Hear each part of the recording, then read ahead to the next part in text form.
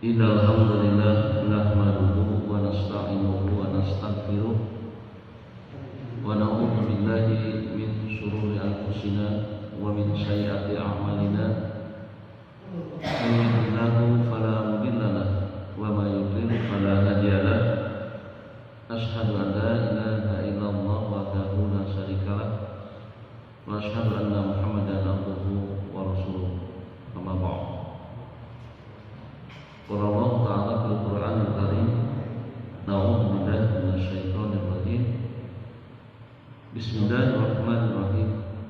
Qad aflahal mu'minun alladzina hum fi shalatihim khashi'un walladzina hum 'anil lagwi mu'ridun walladzina hum lizzakati fa'ilun walladzina hum li furujihim hafidun illa 'ala azwajihim aw ma malakat aymanuhum fa innahum ghairu malumin. Al-ayat. Bapak-bapak sekalian, mohon izin saya berbicara di depan ini. Marilah kita bersama-sama belajar untuk mengingat apa yang mungkin lupa. Kita mengenal ayat ini sering dibaca dan tentu saja menjadi suatu motivasi ataupun informasi bagi kita bahwa Allah berfirman dalam surat Al-Mu'minun dari mulai ayat 1. Qad aflahal mu'minun, maka berbahagialah. Qad aflahal mu'minun, orang yang beriman. Yang seperti apa orang beriman, orang yang berbahagia itu dan orang yang beriman itu? Yaitu yang khusyuk dalam sholatnya. Qad aflahal mu'minun alladzina hum fi sholatihim khashi'un, yaitu orang-orang yang khusyuk dalam sholatnya. Kemudian ayat ini dirangkai dengan ayat lain yang ada kaitannya dengan itu untuk memperkuatnya. Walladzina hum 'anil lagwi muridun, yaitu orang-orang yang menghindarkan diri atau menjauhkan diri dari hal-hal yang tidak bermanfaat, sia-sia. Kadang-kadang kan orang suka lupa gitu ya. Yang ketiga adalah walladzina hum lizzakati fa'ilun, yaitu jawantah dari orang yang beriman tadi yang suka menunaikan atau sanggup menunaikan zakat dalam arti global zakatnya, zakat fa'il. Yang selanjutnya adalah walladzina hum, yaitu orang-orang li furujihim hafidun, yang sanggup dan kuat menjaga kehormatannya, kemaluannya. Karena dalam Islam kehormatan seseorang itu indikasinya adalah salah satunya itu. Kehormatan adalah bagaimana kita menjaga kelamin kita. Kecuali kepada istri-istrinya. Karena di saat ayat tadi menjelaskan istri-istrinya, berarti boleh orang yang beristri lebih dari satu, tentunya ada catatan khusus. Jadi azwaji, istri-istri mereka, auma malakat aymanuhum, atau kepada budak-budak mereka, kepada hamba sahaya yang mereka miliki. Nah, dalam kaitan budak, jangan dari seperti itu, jangan menyimpang dari itu semua, gitu ya. Auma malakat aymanuhum fa innahum ghairu malumin, jangan mencari selain itu. Nah, tetapi dalam masalah budak ini ada asbabun nuzul yang menjelaskan. Abu Hurairah menerima hadis dari Nabi bahwa yang disebut budak itu adalah budak-budak yang didapatkan ketika terjadi peperangan dengan kaum kafir.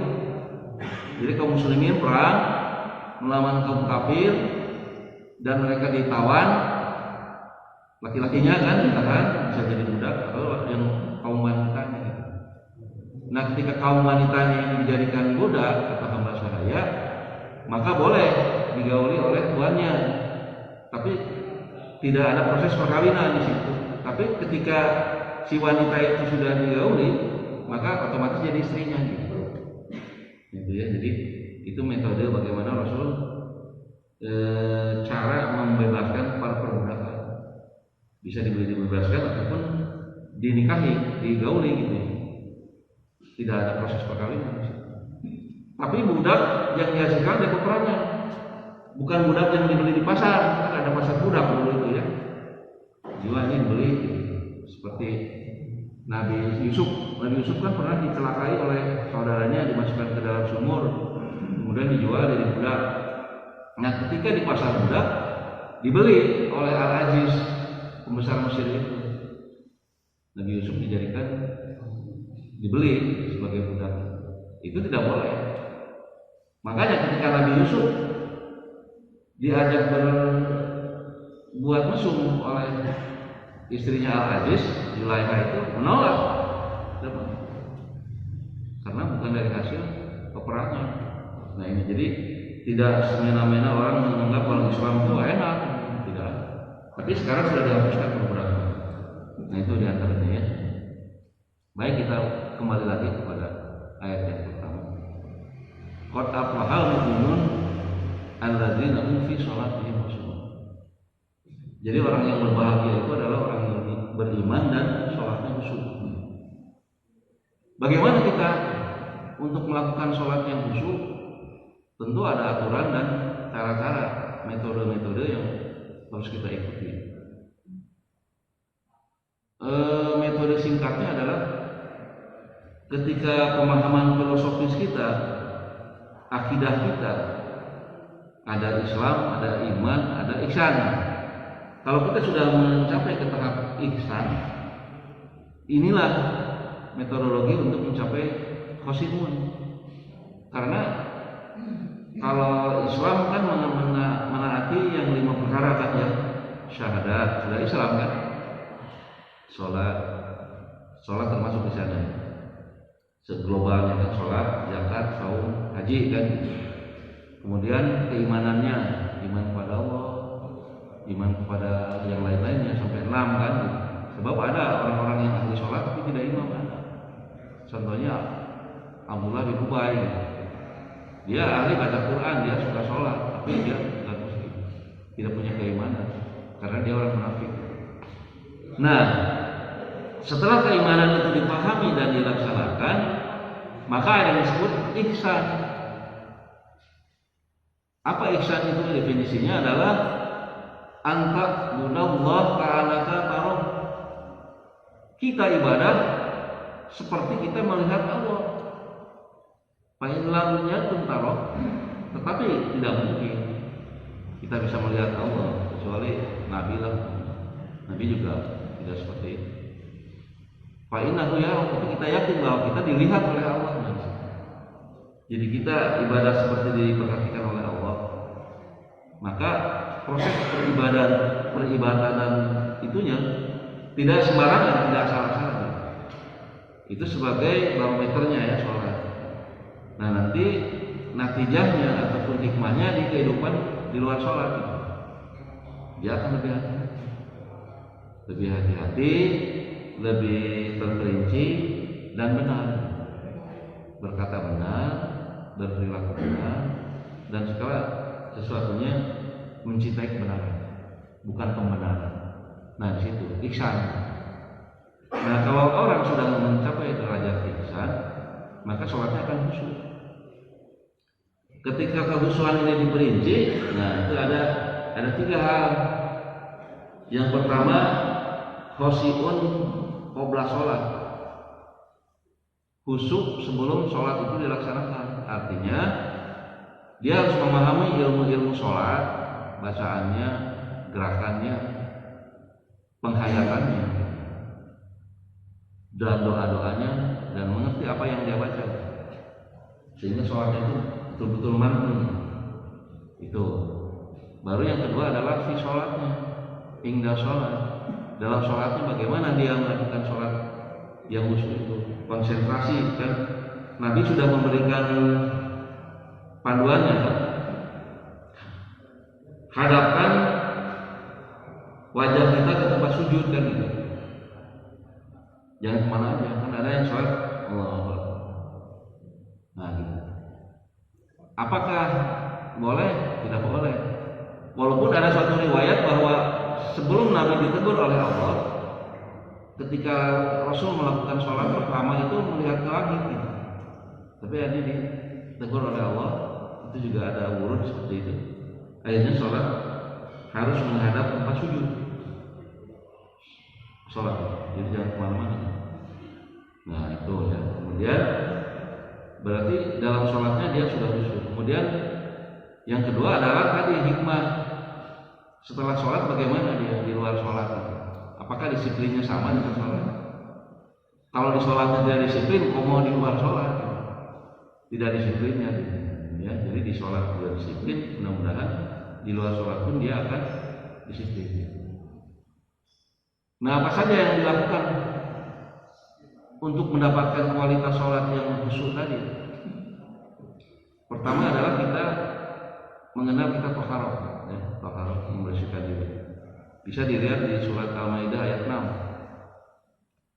Idza qumtum ila sholati faghsilu wujuhakum thumma aydiyakum ilal marafiq wamsahu bi ru'usikum wa aydiyakum ilal ka'bayn. Kalau engkau hendak sholat maka basuhlah wajahmu, faghsilu wujuhakum, basuh. Nah, Al-Quran tidak merinci berapa jumlah basuhan ya, hanya garis besar. Nanti hadis yang menjelaskan bagaimana Rasul mencontohkan kepada para sahabat, karena ada hadis yang mengatakan solu kama ro'aitu muni usolli, sholatlah sebagaimana engkau lihat aku sholat. Nah, kita kan tidak mungkin sekarang melihat Rasul sudah tidak ada, tapi ada asar-asarnya, hadis-hadisnya yang sahih yang bisa kita ikuti. Nah itu ya masalah sholat, dari syarat sholat seperti dalam kitab sifat sholat Nabi itu ada, di situ dijelaskan bagaimana sholat-sholat yang sah. Nah, jadi faghsilu wujuhakum, wajah basuh muka kita. Setelah itu baru tangan. Sampai, nah jangan terbalik ngebasuhnya. Jadi faghsilu wujuhakum ila marafiq. Jadi cucilah tangan sampai ke sikut. Nah, jadi dibasuhnya dari sini sampai ke sikut gitu, bukan dari atas. Orang Syiah dari sini balik. Jadi itu diusap sini. Lebih sedikit boleh nggak apa-apa. Yang penting jangan sampai segini, sampai marofi, sampai sikut. Yang basuh 3 kali kan kalau dalam hadis ya, kiri baru. Tapi kalau dalam Al-Quran, wamsahu bi ru'usikum, usaplah kepalamu. Diusap, bukan dikopiok. Budak langsung dikopiok, budak. Wah, diusap. Ru'usikum, kepalamu, bukan sebagian dari kepala, bukan. Ru'usikum, jadi kepala. Di hadis dijelaskan oleh Rasul, usap kepala, balikkan, lalu langsung ke telinga. Dalam Al-Quran tidak ada telinganya. Di hadis ada. Jadi kaitannya, kesatuannya dengan wamsahu bi ru'usikum. Usap kepala, telinga, baru wa arjulakum, kedua kakimu, ilal ka'bayn, sampai mata kaki. Artinya cucilah, basuhlah kaki sampai mata kaki. Nah, Rasul mencontohkan dalam hadis memasukkan kelingking tangan kirinya ke jari-jari, ke sela-sela jari-jari kaki, 1 kali atau 3 kali. Jadi udah seperti itu kan ya, gitu. Salahnya, nah itu jangan. Jadi bersuci pun harus sempurna kita, karena itu ibadah. Itu sebagai kunci dari mendapatkan sholat yang khusyuk. Jadi mulai dari taharah sampai melaksanakan sholat. Nah, apabila kita sudah selesai, maka dalam hadis dijelaskan kita menghadap kiblat dengan mengangkat tangan, baca doa. Doa paling sederhana adalah asyhadu an la ilaha illallah wahdahu la syarikalah wa asyhadu anna muhammadan abduhu wa rasuluh. Boleh disambung dengan doa yang di riwayat lain, Allahumma inni apa? Masih apa kan? Allahumma ij'alni minat tawabina waj'alni minal mutatahhirin. Ya Allah, jadikanlah aku sebagai orang yang gemar bertobat, yang selalu bertobat, dan jadikan aku dari kalangan orang-orang yang menjaga kebersihan diri. Paham? Nah ini jadi doanya itu. Tapi syahadat saja boleh. Mau maca sederhana, tapi kasidah. Syahadat pasti bisa lah. Nah itu ya, menghadap kiblat. Ada yang meriwayatkan hanya mengangkat tangan, ada juga riwayatnya ngacung tangannya. Nah itu ada itu riwayat. Bisa dilihat dari kitab Bulughul Maram juga ada, di sifat sholat Nabi bisa. Karena hadisnya panjang-panjang bisa. Padahal untuk menjelaskan satu masalah saja itu luar biasa. Riwayatnya itu ya, kalau yang benar itu dari ini sampai ke Nabi, panjang sekali. Bisa bapak-bapak lihat. Kalau pembahasan itu di sini mungkin cukup memerlukan waktu ini. Tapi keluhnya dari saya seperti itu. Nah, dengan taharah yang benar maka kita akan mendapatkan sholat yang khusyuk. Kemudian disunatkan kita sholat sunat setelah ketika masih basah wudu kita, ada sholat yang dicontohkan oleh Rasul yang disebut sholat syukrul wudu. Setelah itu masuk ke masjid, langkahkan kaki kanan kalau sholatnya di masjid dengan membaca Allahumma tahli abwaab rahmatik. Ya Allah, bukakanlah berkah dan rahmat bagi saya. Masuk. Sebelum duduk, apabila masih santai waktunya, dimungkinkan kita akan duduk lama di masjid, sholat tahiyatul masjid sebelum duduk. Bacaannya yang ringan saja, al-kafirun biasanya dengan al-ikhlas. Setelah itu baru berzikir, boleh membacakan sholawat, tapi tidak didawamkan ya, tidak dikeraskan, didawamkan tapi tidak dikeraskan sholawat. Jadi biasa aja. Nah, tapi ada orang-orang yang berpikiran lain, namanya di ormas tertentu, ada juga yang dikeraskan, makanya tujuannya untuk supaya terdengar oleh anak-anak dan sebagainya. Tapi Rasulullah tidak memperlihatkan itu, mungkin metodologi mereka aja seperti itu. Jadi kadang-kadang ya sebutkan sebaik karena sholawatnya, tapi kadang-kadang sholawatnya itu tidak sesuai gitu. Karena sholawat yang dibenarkan adalah yang apa kita baca dalam sholat, dalam tasyahud. Itu sholawat yang benar, yang paling benar itu. Allahumma sholli ala Muhammad wa ala ali Muhammad kama sholaita ala Ibrahim wa ala ali Ibrahim. Nah, dan kemudian kama barakta ala ali Muhammad, nah, dan sebagainya. Ada yang kedua, Allahumma sholli ala Muhammad wa ala ali Muhammad kama sholaita ala ali Ibrahim, wa barik ala Muhammad wa ala ali Muhammad kama barakta ala ali Ibrahim fil alamina innaka Hamidum Majid. Ada yang Allahumma sholli ala Muhammad wa ala ali Muhammad kama sholaita ala Ibrahim wa ala ali Ibrahim, ada gitu ya. Ada riwayatnya. Kemudian innaka Hamidum Majid, tidak pakai fil alamina, boleh, tidak ada riwayat. Nah, itu sholat yang benar. Tapi kita bagaimana para ulama itu menciptakan sholawat-sholawat yang macam-macam tujuannya adalah menyanjung Nabi, tapi kan tidak boleh kalau berlebihan. Seperti dulu waktu saya kecil itu paling jadi favorit saya ya, jadi idola saya, almarhum Syekh Mahmud Al-Husairi gitu ya. Dia menciptakan sholawat tarhim. Nah ini dengan adanya itu ya tahun 60-an kan itu berkumandang sampai sekarang juga masih ada rekamannya. Adanya juga khas. Allahu Akbar. Terus wassalatu wassalamu alaika. Itu sholawat buatan kita. Dia menciptakan sholawat itu dalam rangka bukan ibadah, tetapi ada suatu festival, suatu haflah, bagaimana orang berlomba membuat sholawat menyanjung Nabi. Tapi banyak orang yang mengemari sambil menunggu sholat kadang-kadang dimasukkan ke speaker dulu, tidak usah. Gitu ya. Itu kan di dalamnya itu adalah menyanjung keindahan, kehebatan Nabi.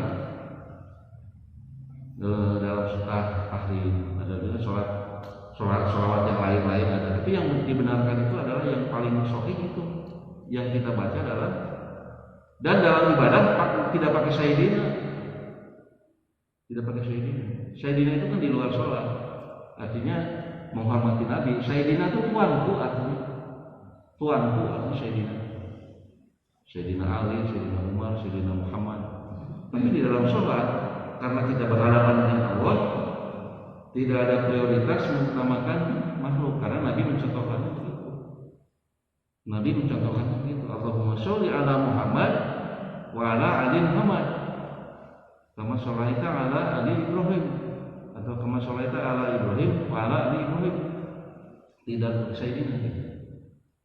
Makanya dalam penyebutan di luar sholat pun dua pendapat itu.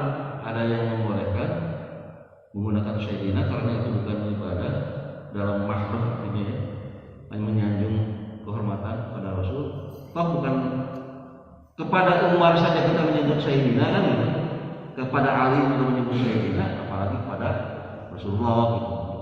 Tapi ada juga yang lain kalau dikaitkan dengan ibadah umpamanya dengan sholawat, maka itu tidak dicantumkan sayyidina itu karena menambah redaksi kan. Kecuali kalau menyebutkan begini Rasul kita Sayyidina Muhammad itu boleh. Itu karena menyanjung. Sayyidina itu artinya Tuhan kami, Tuhan kita. Tuhan bukan Tuhan ya, Tuhan. Syahid. Syahid Manan. Hadza Syahid Manan. Tuhan Manan, Syahid Rahmat gitu. Jadi Syahid itu Tuhan atau gelar Syekh gitu. Penghormatan pada seseorang. Itu. Tapi kalau ibadah ya biasa saja. Nah artinya kita setelah itu kita melaksanakan tahiyatul masjid tadi ya. Tetapi ada keterangan bahwa apabila adzan sudah berkumandang dan kita ada pada posisi akan melaksanakan sholat wajib menunggu qomat, iqamah, maka itu tidak dianjurkan untuk sholat tahiyatul masjid. Utamakan sholat rawatibnya, duhur umpamanya. Duhur kadang-kadang di kita ini terlalu singkat kalau menurut saya ya waktunya, karena duhur itu ada yang 4 rakaat dan 2. 4 rakaat dan 2. Kenapa tidak melakukan yang 4 kita lebarkan itu ibadah? Nah ini ya. Ya itu harusnya ada panjang. Tapi kalau sebelum waktu masuk sholat boleh mau duduk mau apa dikit tahiyatul masjid. Urusan apapun yang memerlukan duduk di masjid harus tahiyatul masjid dulu. Nah yang pendapat kedua itu dalam kitab Bulughul Maram, kalau sudah masuk sholat utamakan itu rawatibnya gitu. Rawatib dari sholat itu zuhur 4 rakaat atau 2, setelahnya nggak masalah 2. Asal tidak ada maghrib juga. Nah maghrib ini ada pendapat yang dianjurkan sholat 2 rakaat setelah adzan, tapi yang mendengar adzan di masjid. Kalau yang dari luar tidak usah. Jadi yang mendengar adzan mengikuti adzan dari proses adzan pertama di masjid sholat. Nah itu ada, tapi yang menjelaskan boleh karena Nabi tidak melakukan. Jadi ketika para sahabat melakukan sholat 2 rakaat sebelum sholat setelah adzan maghrib, Nabi tidak melakukan, tapi tidak melarang. Silakan bagi yang mau, itu kan tidak hadisnya begitu ya. Silakan bagi yang suka silakan. Gitu. Tapi bukan tahiyatul masjid, bukan. Sholat 2 rakaat menunggu qomat di sholat maghrib. Di sholat asar nggak ada. Di sholat asar yang ada tahiyatul masjid usahakan datangi sebelum adzan asar. Nah itu ya disiplinnya seperti itu. Kemudian ketika menjelang dari adzan ke qomat dianjurkan oleh Rasulullah untuk tidak ngobrol, untuk tidak bicara yang tidak penting. Artinya kapak-kapak ini malah dari Rasul. Nah di situ kita berdoa, boleh sambil mengangkat tangan ya. Doa mengangkat tangan. Apa saja doa saja, karena doa yang paling makbul itu di situ, didengar oleh Allah menjelang iqamah dari adzan. Jadi mengangkat tangan itu yang benar begini. Nah ini apa? Sana skill yang dicontohkan adalah tegak pada. Nah tidak ada contohnya. Bukan begini, bukan begini. Gak ada kan kianya, kiai, kemudian ini mendengarnya. Tidak apa, karena itu sunnah. Tidak pun apa. Jadi jangan dipertimbangkan. Saya tahu dia jangan benar. Tapi ada keterangan bahwa begini Rasulullah lakukannya. Ada yang gini ya dia, kayak gini aja gitu. Jangan dipermasalahkan karena tidak terlalu prinsip. Tidak pun tidak apa-apa. Nah itu ya. Itu tapi yang penting doanya itu menjelang iqamah itu doanya luar biasa. Berdiri berdoa terus sampai muadzin iqamah baru kita sholat. Nah dalam proses sholat seharusnya yang dilakukan di zaman Nabi atau para salafus saleh. Jadi begitu ini kan ada tanda ya, umpamanya sholat zuhur. Begitu tanda berbunyi langsung itu bikin sholat gitu, bikin sholat gitu langsung. Nanti setelah sholatnya beres, imam menginstruksikan kepada muadzin untuk iqamah. Allahu Akbar. Itu yang benar. Jadi jangan sampai qomat heula rek salat pakai dulu. Langsung aja. Nah gitu ya. Makanya perlu harusnya begitu. Jadi mana yang di depan siap jadi imam gitu. Kecuali yang tidak siap tengok ke belakang siapa rekan kita yang siap yang biasa. Tapi jangan sampai patuluh gitu. Jangan jadi yang di depan aja, kok nggak ada di depan jadi imam. Nah itu ya, jadi jangan nunggu. Memang ada keterangan itu saya riskan itu belum menemukan keterangannya. Ada orang yang berpendapat gini, begitu qomat, ucapan karena kalimat qad qumati shalah mangkal nakum gitu, cicing begitu qad qumati shalah perkara cengkar gitu. Nah ini ada keterangannya itu? Nggak ada, karena Nabi mencontohkan begitu masuk akan imam datang, yang biasa imam ya kan Nabi, atau kalau di Masjidil Haram ada imam-imamnya itu. Nah begitu imam datang dari ruangan kantornya itu, askar berlangsung mengatur saf gitu.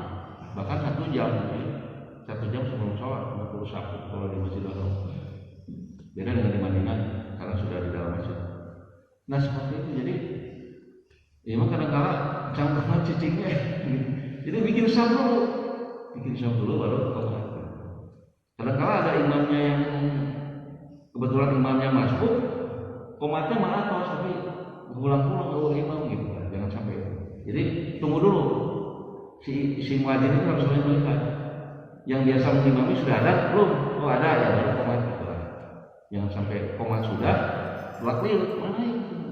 Dari depan dulu. Jangan seperti itu. Nah itu ya. Begitu kita safnya sudah biasanya kan suka disuruh oleh imamnya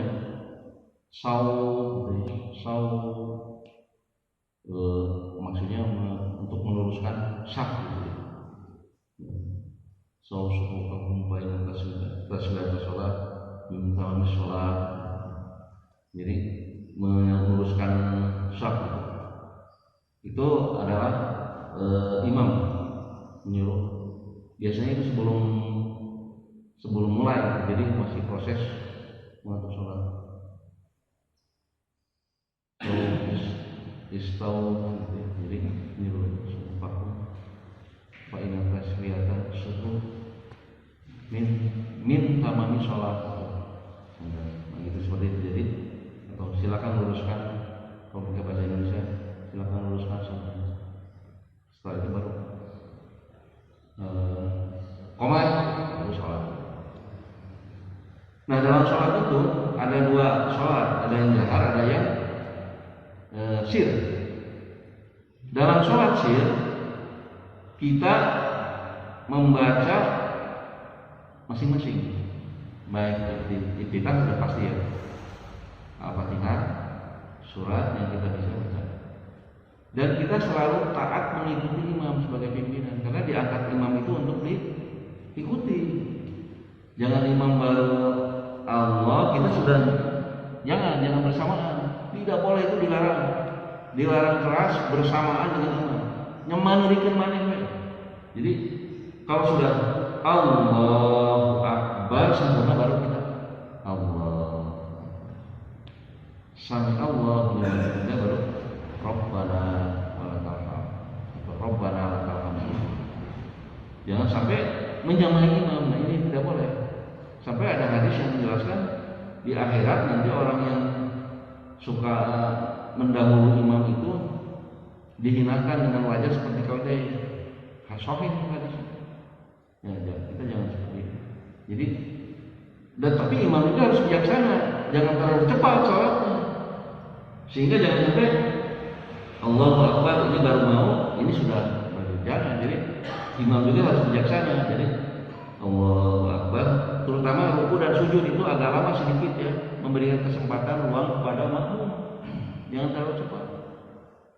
Nah itu ya, nah itu dalam sholat hajarat ataupun dalam sholat yang disirkan. Jadi imam ada sinergis antara imam dengan makmum. Imam memberi ruang kepada makmum, makmum taat kepada imam.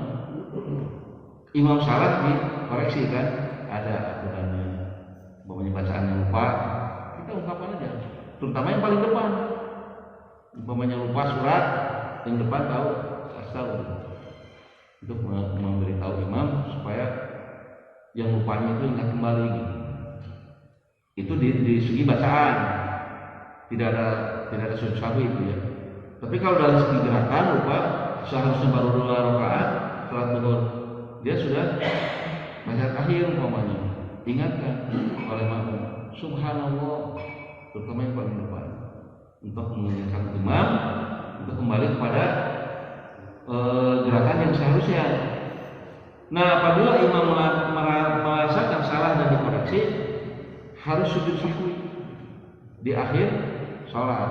Makmum harus ikut. Ulah ada imam salah orang mah, yang dalam hadis ini harus ikut. Walaupun imam hanya lupa sedikit dan imam sujud sahwi, makmum harus ikut. Kan harus taat. Jangan imam sujud sahwi cicing we, nggak boleh itu, harus ikut. Gitu ya. Jadi itulah yang disebut kebersamaan, tapi memang itu ada contohnya gitu. Jadi harus ikut, jangan imam harusnya ruku dulu tiba-tiba langsung sujud, itu kan lupa, diingatkan oleh jamaah yang lain subhanallah, nah, akhirnya dia berdiri lagi kan untuk ruku, nah, kemudian ruku tidak langsung sujud lagi. Nah, nanti karena merasa itu salah, maka imam di akhir sholat sebelum salam melaksanakan sujud sahwi. Sujud biasa 2 rakaat, 2 kali tanpa itu ya, tanpa ada bacaan di jedanya. Bacaannya sama dengan sujud biasa. Subhanallah atau subhanakallahumma rabbana wa bihamdika allahumma firli, boleh itu ya. Bangun, Allahu Akbar, sujud lagi. Bangun lagi, assalamualaikum. Makmum ikut, jangan diam ya. Dia kalau nggak ngerti nggak apa-apa sih, tapi harusnya ikut. Jangan sampai ada salah lagi imam mulai kurang, jangan.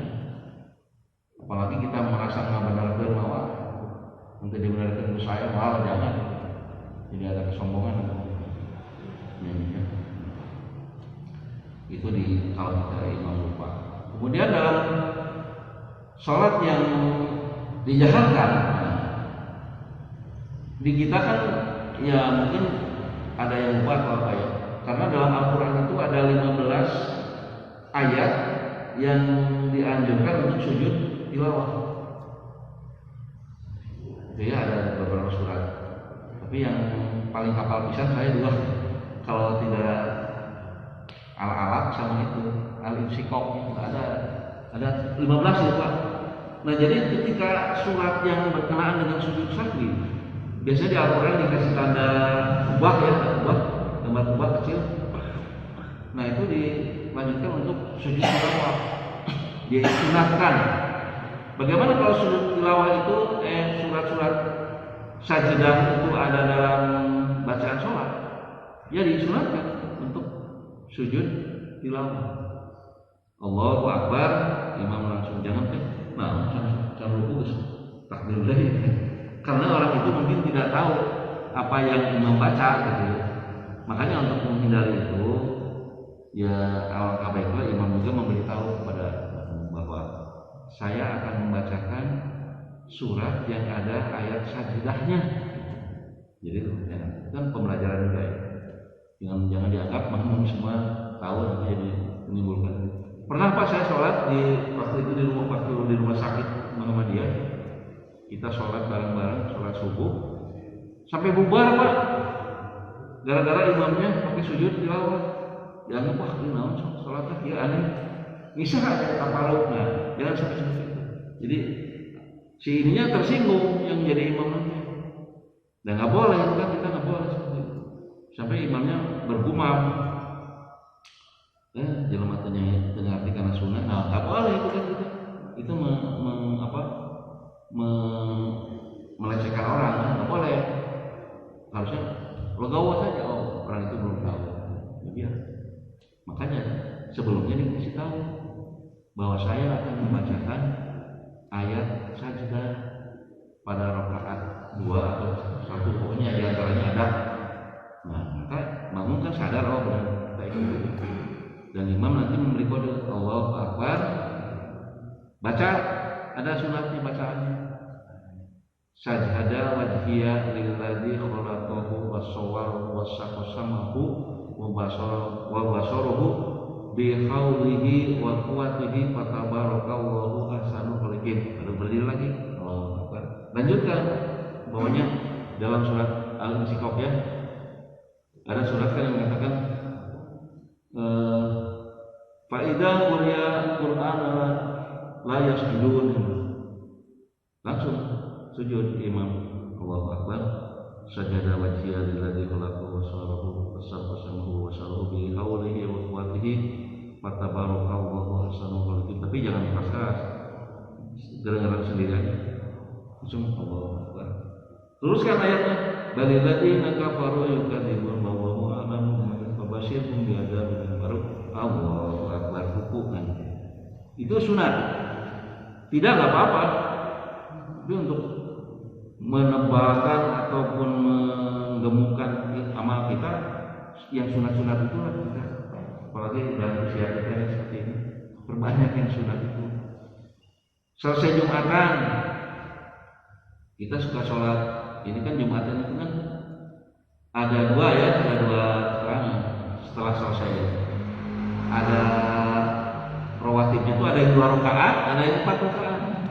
Coba kita kejar yang 4 rakaat. Ya, kejar yang 4 rakaat. Karena itu menambah. Tambah 2 rakaat. Ada Rasul mencontohkan yang 2 mah di rumah. Ya. Di masjid boleh. Tapi Rasul mencontohnya kalau di masjid 4 rakaat setelah sholat Jumat ya. Ba'da Jumat. Kalau di rumah 2 rakaat. Kita kejar yang 4 karena untuk menambah. Selama ada keterangan yang soleh kita ikuti. Nah itu ya. Nah jadi kita ikuti apa yang dilakukan oleh imam. Selama imam itu benar bacaan itu menjelaskan. Tapi kalau imam salam bisa dikoreksi oleh kita dengan mengatakan subhanallah kalau dalam gerakan. Tapi kalau dalam bacaannya itulah kita beritahu keluh saja Pak, panduan saja, jangan seluruhnya. Jangan, kalau dulu kan ada anak di sini ya, anak koyim di sini dulu sebelum yoga tuh, dia memberi tahu tapi imam cici. Nah ini nggak boleh, itu tidak etis. Memang dia hafid gitu, pernah di sini. Itu sampai selesai, imam jadi kacau. Jadi keluhnya saja.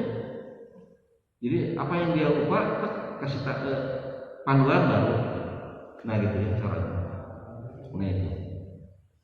Jam berapa sekarang? Sampai jam berapa kita? Jam 6? Setengah 6.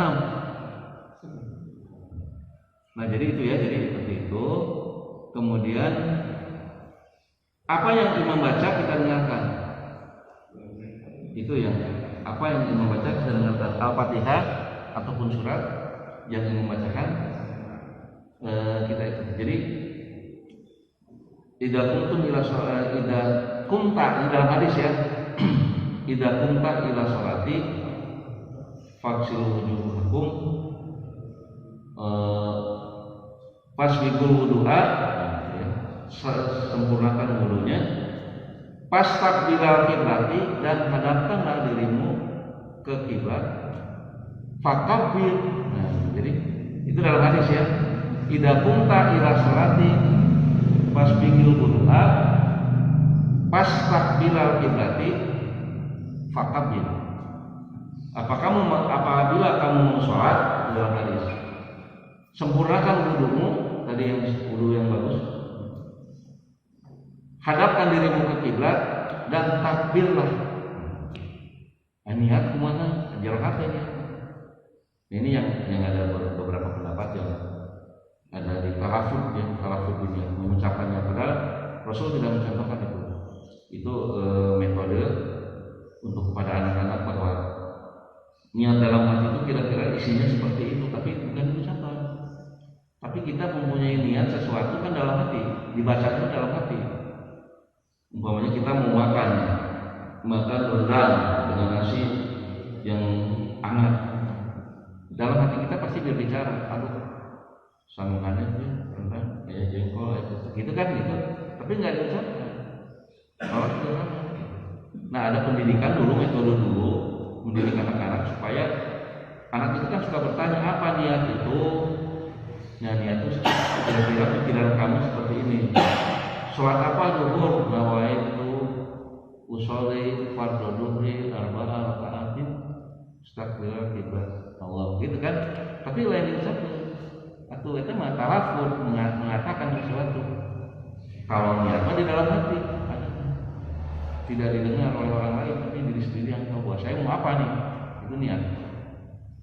Ada lagi yang berpendapat itu kan sama dengan haji juga diucapkan, ayah haji di sholat dalam mana? Itulah sholat. Nah jadi tidak bisa disadarkan kepada haji. Dan karena di dalam haji itu bukan disebut niat, itu ikrar kan, ikrar. Niatnya tetap haji juga dalam hati, hanya di haji dianjurkan untuk ikrar. Labaika Allahumma hajan, untuk haji. Labaika Allahumma umrotan, kan gitu. Bukan niat, itu adalah ikrar yang harus diucapkan. Niatnya sudah dilatih. Di Indonesia niatnya sudah ada kan. Mau haji, mau umroh gitu ya. Nanti kalau di niatnya harus diucapkan, wah ini bahaya. Nanti mau tawaf niat, mau sa'i niat lagi, tahallul niat lagi. Tidak seperti itu. Karena dua itu. Labbaika Allahumma umratan, labbaika Allahumma hajjan. Jadi itu ikrar, harus diikrarkan. Di sholat tidak ada ikrar. Ikrarnya itu takbir, fakabir. Sumastakbilal qiblati fakabir. Hadapkanlah dirimu ke kiblat. Rofa'a yadai fakabir. Ada yang hadis lain menjelaskan rofa'a yadai, mengangkat tangan segini atau segini gitu ya. Rofa'a yadai. Kemudian disedekapkan. Tapi ada juga di mazhab lain yang tidak disedekapkan, tapi bukan Syiah. Ada itu. Maliki kalau salah. Itu di Afrika ya, orang-orang Afrika. Kalau di Mekah, di Madinah, Allah Akbar. Tapi bukan Rasul. Nah itu, jadi itu pendapat. Tapi yang Imam Syafi'i itu dilakukan dan ditunjang oleh hadis-hadis yang kuat. Antara dada dan perut. Jadi antara dada dan perut. Oh. Bang dia kan budak marah sebetulnya ayatnya salah. Allah. Meletek kepada Allah tidak sopan. Yang mungkin mulai. Nah ini ya. Terus posisi kaki kalau duduk tuh begini. Nah ini ya, melipat. Jadi jari-jarinya menghadap kiblat. Nggak bisa begini dua-duanya. Boleh. Kalau kayak Mas Hero ya sering gini kan? Boleh. Yang nggak boleh begini. Kecuali sakit, kakinya tidak bisa dilipatkan, nggak boleh. Itu darurat. Nah, itu daruratnya dalam keadaan darurat boleh. Tapi kalau seharusnya lipat begini. Saya tadi antara dulu tawaruk dan iftiros terus. Ini tawaruk nih. Kalau iftiros ini. Kecuali sakit, dia ada kuat. Lain lagi urusannya itu boleh. Darurat dia. Pos major itu boleh. Kemudian tangan di sini. Bukan begini. Yang paling kuat hadisnya begini. Ketika telunjuk itu dari awal, mau digerakkan mau tidak dari awal. Ada yang berpendapat, saya belum menemukan dalilnya karena mengucapkan la ilaha illallah, asyhadu alla ilaha illallah. Silakan dalilnya cari, saya belum menemukan itu. Yang ada tuh dari bab tasyahud dari awal. Itu hadisnya diterima dari Wa'il bin Hujr. Banyak dari pekerjaan hadis Wa'il. Bukan ke depan, tapi ini menggenggam. Nah itu apa ya? Boleh dicek lagi dalam kitab-kitab di salat. Nah kemudian ruku menggenggam lutut. Jadi jangan bungkuk, menggenggam kuat. Kaki ke depan lurus. Jadi seperti militer aja. Menggenggam. Jangan bungkuk, jangan melengkung, jangan lurus. Nah, gitu ya. Kemudian dalam turun sujud ada yang gini, ada juga riwayat yang tangan dulu, ada. Nah, tapi saya lebih cenderung kepada yang tadi. Terus dalam posisi sujud begini. Jadi ada ruang untuk ukuran anak kambing mencor. Jangan merungkut. Banyak yang merungkut kan itu kan nggak boleh itu. Kecuali pos meja tadi ya, jadi cangkir seperti itu. Jadi baiklah. Kalau seharusnya kalau sehat ya begini. Jangan begini duduk belum boleh. Harus begini. Lagi deh.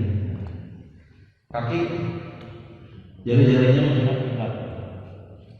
Nah itulah aturan yang harus kita ikuti dalam sholat untuk mendapatkan kehusuan dalam sholat. Aturan yang sudah kita ikuti juga sehat kepada kita, Pak. Karena diteliti oleh para ahli, gerakan-gerakan sholat itu luar biasa. Selama kita mengikuti aturan. Walaupun Nabi tidak mengajarkan, sok kamu sholat yang sehat, enggak. Kamu ibadah sholat, tapi ada hikmah di balik. Mungkin nanti kita sambung lagi di hari yang akan datang, karena sekarang sudah menunjukkan jam 6 nih. Jadi mudah-mudahan dapat dipahami. Kita lanjutkan nanti sholat apa. saja mungkin yang dapat saya sampaikan. Mohon maaf apabila ada kekeliruan dari diri saya sendiri, tapi yang